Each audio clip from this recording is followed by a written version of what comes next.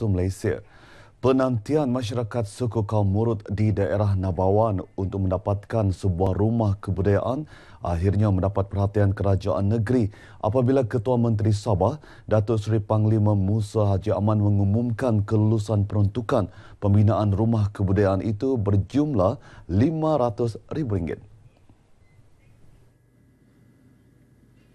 Pengumuman ini dibuat semasa berucap merasmikan sambutan Pesta Keamatan, Panawari dan Ilau Ilui peringkat daerah Nabawan di Nabawan. Kelulusan peruntukan ini disambut gembira penduduk yang telah lama mengharapkan rumah kebudayaan berkenaan dibina. Itulah yang kami tunggu-tunggukan. Karena apabila kami ada acara seperti ini, sukar kami untuk mengumpulkan orang-orang kami. Sedangkan apa yang kami bina sekarang ini hanya sementara waktu saja. Sebagai rakyat di daerah Nabawan ini, kami bersyukurlah dan berterima kasih kepada Ketua Menteri karena prihatin dengan rakyat Nabawan, khususnya suku kaum Murut yang memerlukan sebuah rumah panjang yang diimpi-impikan selama ini. Mengucapkan banyak terima kasih kepada pengumuman yang amat berhormat Ketua Menteri Sabah yang mana membina satu rumah panjang untuk mempertahankan kebudayaan suku kaum Murut. Dalam majlis ini, Datuk Musa turut memperuntukkan sejumlah RM50,000 untuk kegunaan penganjuran sambutan Pesta Ilau Ilui atau Pesta Ubi pada tahun depan. Sabah Electricity Sdn Bhd SESB akan menumpu kepada 8 kawasan di negeri ini dalam usaha untuk mengurangkan gangguan bekalan elektrik serta mempercepat kadar pemulihan bekalan elektrik. Kawasan-kawasan yang menerima gangguan tinggi itu ialah Papar, Kota Kinabalu, Tuaran, Kota Belud, Kota Merudu, Sandakan, Tawau dan Labuan. Menurut Pengurus Zon Kanan Pengurusan Aset SESB, Insinyur Muhammad Yaakob Haji Jaafar, projek membaik pulih bekalan elektrik bagi 8 kawasan tersebut melibatkan kos RM127 juta dan tambahan peruntukan RM20 juta bagi kawasan Papar bermula November tahun lalu. Katanya Sabah kini mencapai 95% pembangunan bekalan elektrik dan menjelang 2018 Sabah bakal mencapai indeks durasi purata gangguan SAIDI menurun kepada 150 minit berbanding 311 minit pada tahun 2016 yang melibatkan lebih 580,000 pengguna di Sabah. Beliau berkata demikian kepada media selepas Majlis Carnival Community SESB Papar di Dewan Masyarakat Papar yang dirasmikan Adun Pantai Manis Datuk Seri Panglima Haji Abdul Rahim Ismail. Sementara itu, Datuk Abdul Rahim yakin karnival seumpama ini bukan sahaja mewujudkan interaksi dua hala SESB dan pengguna, malah membantu meningkatkan kesedaran terhadap kecekapan tenaga dan keselamatan awam tentang bahaya elektrik. Datuk Rahim yang juga Ketua UMNO bahagian Papar berharap Jawatankuasa Keselamatan dan Kemajuan Kampung JKKK dapat memastikan kawasan kampung selamat dan bebas risiko terutama renjatan elektrik dan kebakaran. Turut hadir Pengarah Urusan SESB Cenderamata Haji Sinteh. Jabatan Perpaduan Negara dan Integrasi Nasional JPNIN diarah untuk membuat satu indeks perpaduan bagi mengukur tahap perpaduan kaum di Malaysia. Menteri di Jabatan Perdana Menteri Tan Sri Joseph Kurup berkata, indeks perpaduan tersebut akan mengambil kira pelbagai aspek kesepakatan dan perpaduan yang diamalkan di negara ini. Menurut Tan Sri Kurup, sekiranya usaha itu berjaya dilakukan, indeks ukuran perpaduan berkenaan adalah yang pertama di dunia dan akan menjadikan Malaysia satu contoh terbaik sebagai sebuah negara yang mempunyai nilai perpaduan tinggi walaupun terdiri daripada pelbagai kaum dan agama. Beliau berucap merasmikan program Negaraku Komuniti 1 Malaysia 2017, anjuran Jabatan Penerangan Sabah di Nabawan. Sementara itu, masyarakat di pedalaman menyambut baik usaha pemimpin akar umbi dan agensi kerajaan seperti JPNIN dalam memperkukuhkan hubungan perpaduan masyarakat berbilang kaum dan agama di negara ini. Bagi saya, program ini sangat baik untuk masyarakat Malaysia. Perpaduan ini harus dikekalkan di masa akan datang. Lebih-lebih lagi masyarakat Malaysia yang mempunyai berbilang kaum budaya. Bagus untuk pembangunan negara juga. Kami berterima kasih atas kebaikan Joseph Korup, dia datang sini membimbing rakyat supaya ini daerah Nabawan maju. Satu contoh bagi kita daripada yang di luar negara, terus sekali di Malaysia ni, kita perlu wujudkan satu komuniti yang lebih baik. Tan Sri Korup yang juga ahli Parlimen Persiangan mahu rakyat mempunyai integriti yang tinggi agar dapat menepis segala tomahan negatif terhadap kerajaan yang dilakukan pihak tidak bertanggungjawab. Rakyat di negeri ini diminta untuk terus bersatu padu walaupun berbeza fahaman politik. Menteri Komunikasi dan Multimedia Datuk Seri Panglima Saleh Tun Said berkata, pertelingkahan dan pergaduhan akibat perbezaan fahaman politik hanya akan merugikan dan merosakkan perpaduan sedia ada selain melambatkan proses kemajuan. Beliau berucap sempena majlis perasmian penutupan Karnival Kuala Abai 2017 di Kota Belud. Karnival Kuala Abai 2017 yang kali pertama diadakan ini merupakan platform terbaik dalam menyatu padukan masyarakat melalui aktiviti yang dijalankan selain sebagai produk pelancongan terbaharu kepada daerah Kota Belud. Ia sekaligus mampu menjana pendapatan ekonomi penduduk tempatan melalui pelbagai aktiviti pelancongan. Sehubungan itu, usaha menjadikan Karnival ini sebagai acara tahunan di Kuala Abai bermula tahun depan adalah tepat, khususnya dalam mempromosikan daerah Kota Belud. Dalam majlis ini, Datuk Saleh turut meluluskan peruntukan sebanyak RM160,000 bagi membaik pulih surau di Kampung Kuala Abai.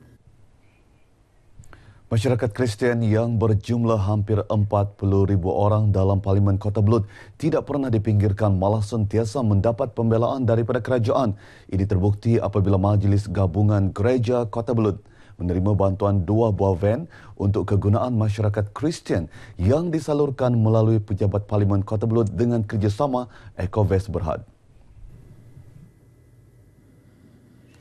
Turut disumbangkan wang tunai sebanyak RM2,000 masing-masing kepada 5 buah gereja sekitar daerah Kota Belud untuk tujuan pentadbiran selain pemasangan sistem solar bernilai RM100,000 di gereja SIB Kampung Piasau Kota Belud yang disampaikan Menteri di Jabatan Perdana Menteri yang juga ahli Parlimen Kota Belud, Datuk Seri Abdul Rahman Dahlan.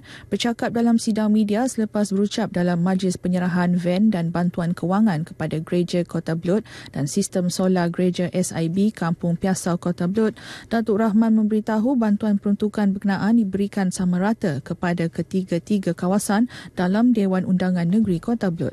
Kita perlu melihat kepada kepentingan semua kaum, semua agama, dan saya melihat dari segi pembangunan infrastruktur mungkin di Kedamaian ini memerlukan perhatian yang lebih. Saya akan bagi perhatian kepada kehendak infrastruktur di kawasan Kedamaian ini. Dalam perkembangan lain, Datuk Rahman menyerahkan kepada Perdana Menteri Datuk Seri Najib Tun Razak dan Ketua Menteri Sabah Datuk Seri Panglima Musa Haji Aman untuk memilih calon yang paling sesuai untuk bertanding di kawasan Parlimen Kota Belud. Jelasnya berdasarkan rekod pencapaiannya sepanjang menjadi ahli Parlimen Kota Belud, beliau telah membawa banyak perubahan dari segi pembangunan di daerah berkenaan. Usaha meningkatkan perkhidmatan telekomunikasi dan penyiaran di kawasan pedalaman negeri ini bertujuan melahirkan masyarakat yang lebih bermaklumat dan berpengetahuan. Langkah itu selaras dengan hasrat kerajaan untuk memastikan 95% rakyat di negara ini mempunyai akses kepada internet menjelang 2020.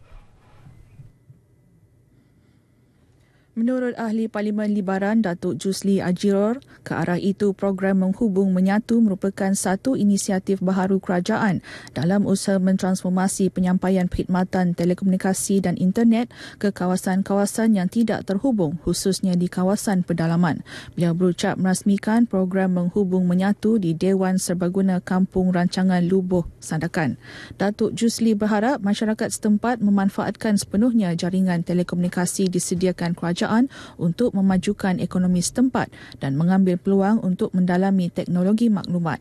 Dalam majlis ini, Datuk Jusli menyaksikan penyerahan sumbangan daripada KKMM berupa beg sekolah kepada pelajar pra-sekolah dan SK Kampung Rancangan Lubuh, barangan elektronik dan barangan keperluan asas kepada beberapa penduduk kampung, peralatan sukan kepada belia kampung tersebut serta 10 buah kipas kepada masjid di kampung berkenaan. Selepas majlis perasmian, Datuk Jusli meluangkan masa ke studio mini Sandakan FM.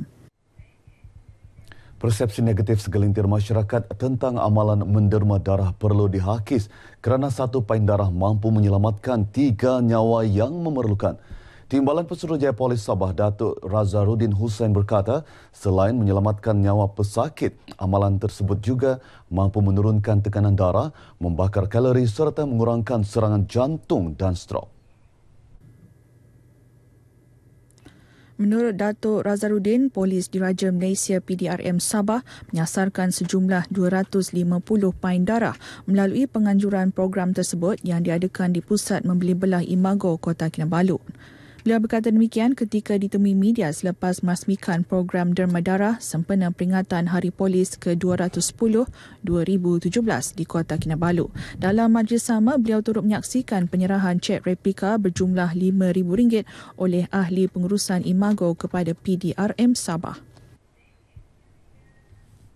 Seramai 50 orang kurang berkemampuan dari daerah Tuaran, Menggatal, Sembulan, Likas dan Putatan menerima sumbangan keperluan harian daripada KFC, Bank Muamalat Malaysia Berhad dan Bulan Sabit Merah Malaysia bagi persiapan menyambut bulan Ramadan. Turut menerima sumbangan sama 13 kanak-kanak istimewa dari Pusat Pemulihan Dalam Komuniti PDK daerah Tuaran. Sumbangan disampaikan Tunku Temenggung Johor merangkap Pengerusi Jawatan Kuasa Khidmat Masyarakat Kebangsaan Bulan Sabit Merah Malaysia, Tunku Idris Iskandar Ibni Sultan Ibrahim, semasa Majlis Ambang Ramadan Anjuran Bersama Jawatan Kuasa Khidmat Masyarakat Kebangsaan Bulan Sabit Merah Malaysia dan Bulan Sabit Merah Malaysia Negeri Sabah di Kota Kinabalu.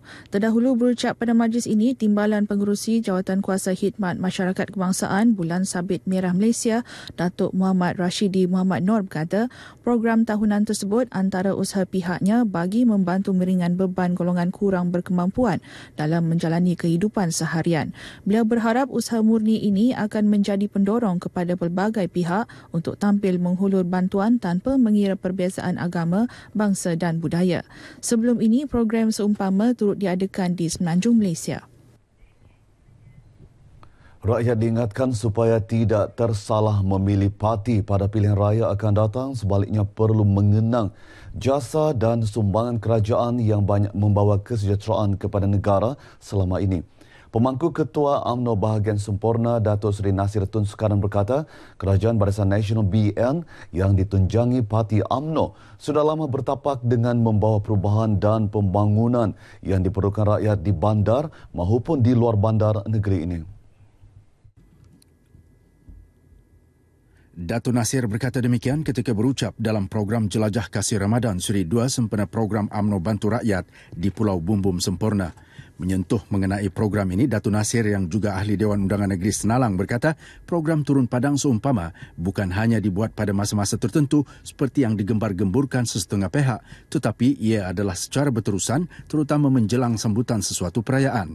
Dalam program ini, Datuk Nasir menyampaikan sumbangan barangan makanan kepada 6 buah kampung di Pulau Bumbum iaitu Kampung Sulabayan, Hampalan Laut, Terusan Tengah, Terusan Laut dan Kampung Tungkaloh.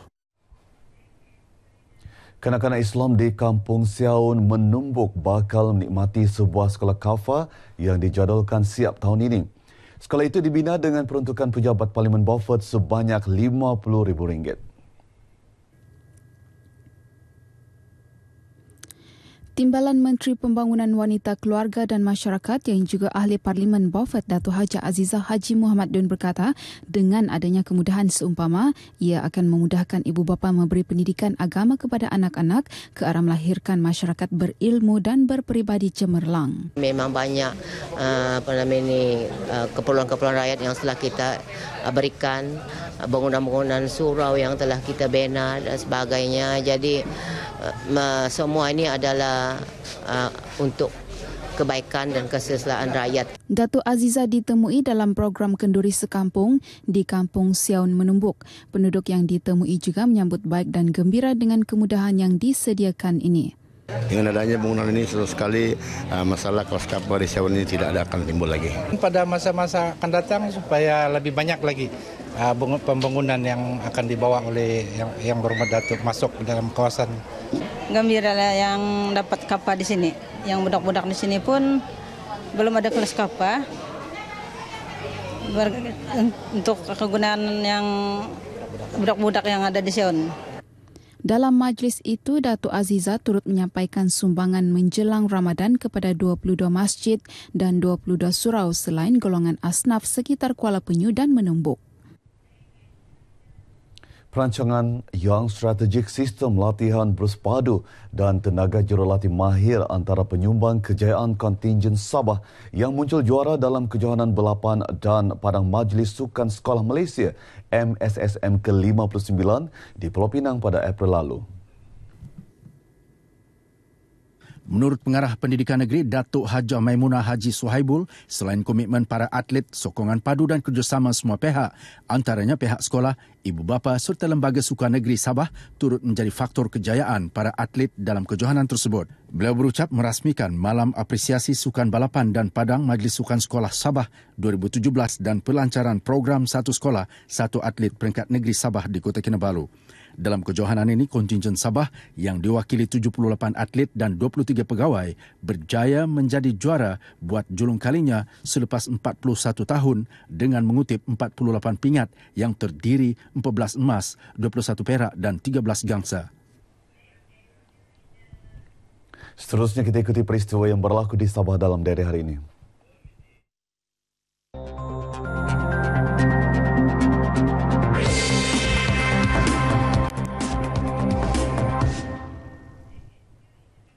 Pada pukul 9 pagi ini berlangsung program Sahabat Maritim di Kampung Penimbawan Tuaran. Pada masa sama, Majlis Perasmian Persidangan Perwakilan Tahunan Persatuan Veteran ATM Negeri Sabah diadakan di Pusat Latihan Rela Kampung Gayan Tuaran.